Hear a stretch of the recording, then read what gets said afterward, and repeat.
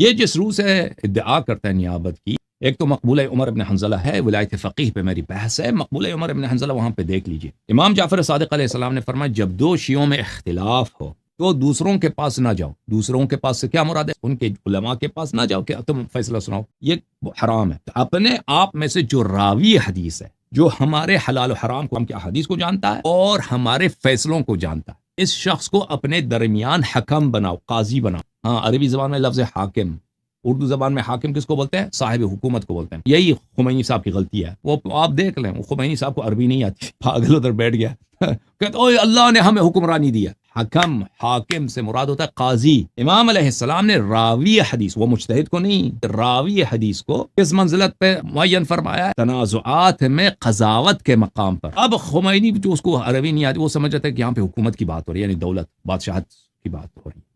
بہرحال وہ میری تقریرات وہاں پہ دیکھ لیں، وہاں